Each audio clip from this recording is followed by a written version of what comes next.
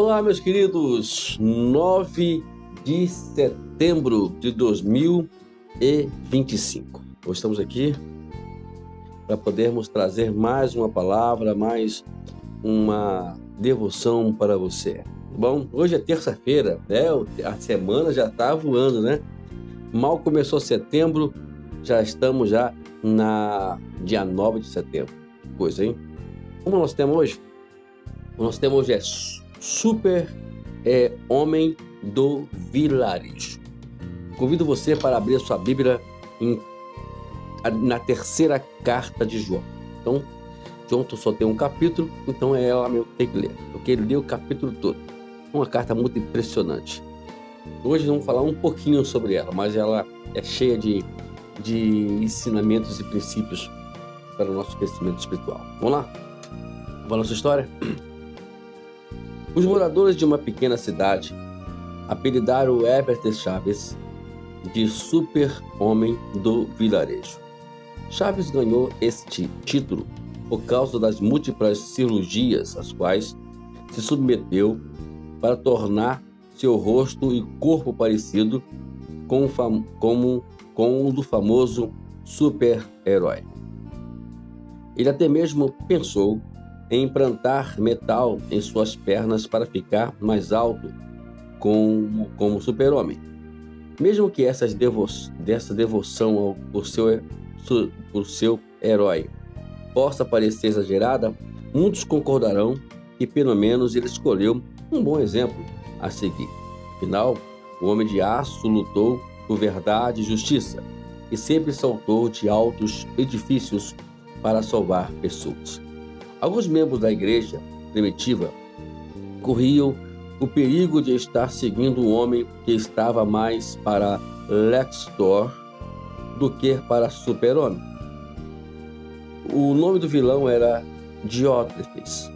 Em sua busca por poder e dominação como líder da igreja, ele se recusou a demonstrar hospitalidade aos ministros como João e queria que os fiéis seguissem seu mau exemplo.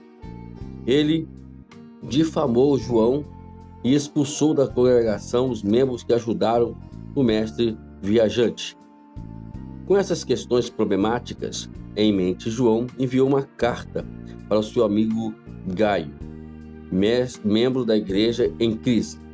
Em sua carta, João escreveu: "Meu querido amigo, imite o que é bom e não o que é mal." E para não deixar dúvida, ele reafirmou: "Quem faz o bem é de Deus, e quem faz o mal nunca viu Deus." Essa situação serve para nos alertar que talvez estejamos seguindo o exemplo espiritual dos outros ao invés do exemplo do próprio Jesus. Embora seja bom imitar o próprio Deus, em 1 Coríntios 4,16, nosso chamado é mais importante para ser como ele, Efésios 5:1. E é por isso que as nossas ações ou palavras devem refletir no coração de Cristo, Mateus 11:29, e a influência do Espírito Santo, Mateus capítulo 5, verso 22 a 23. Está aqui. Você quer seguir um exemplo? Temos que seguir o exemplo certo. Esses dias mesmo, estava conversando com a minha mãe sobre alguns episódios que nós conhecemos referente a esses diótrefes que nós encontramos no nosso dia a dia. E às vezes aí um deles foi pregar numa igreja aí e eu me recusei a assistir esse cidadão pregar. Na verdade, eu me recuso, e se a pessoa se meteu em rebelião, eu me recuso a ouvir essas pessoas pregarem. E há pessoas que nunca vivenciaram o amor, pregam justiça, pregam isso, pregam rigidez, etc. Depois querem pregar na igreja e pregam nada mais do que ódio. É o que está vendo aí alguns pastores acontecendo aí. Então, o exemplo maior para nós seguirmos é de Jesus. Ele, na verdade, teve várias oportunidades de mandar uma cambada de gente para o inferno. Mas ao contrário disso, temos o exemplo de João, João, o próprio João aqui, né? Escreveu essa carta. Olha que ironia. João e Tiago, né? Ele orou, pediu o Senhor para que pegasse os samaritanos e destruísse eles, né? Temos o caso de Pedro. Olha, Pedro, se você for olhar a carta de Pedro, você que ajudou, leia a carta de Pedro, você vai se impressionar com o que Pedro fala dele mesmo, né? E Pedro cortou a orelha de Malco, né? Então, as situações eram essas. Jesus nunca fez nada que pudesse mostrar ódio nas suas atitudes. De forma serena, calma, amorosa, ele explicou a Escritura com amor. A Escritura tem que ser explicada com amor. Aqui esse cidadão, ele estava exatamente se rebelando contra as lideranças, né? Era aquele tipo de líder que achava que a igreja é dele. Isso é um problema muito sério. Quando nós achamos que a igreja é nossa. A igreja não pertence a nós, pertence a Cristo. Então, e aí que entra João em cena e começa a escrever para aquele povo para poder fugir dessas situações todas. E Deus hoje nos chama a atenção para isso, para fugirmos dessa situação.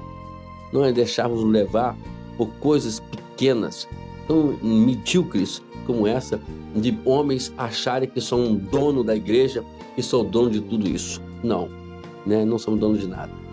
Por isso precisamos aprender essas lições. E vemos aqui, né, os problemas e a qual esse está causando, porque o mau exemplo, na verdade, estava ali presente dentro da igreja. Quando se fala em liderança, fala de exemplo. E ali era um mau exemplo, por sinal.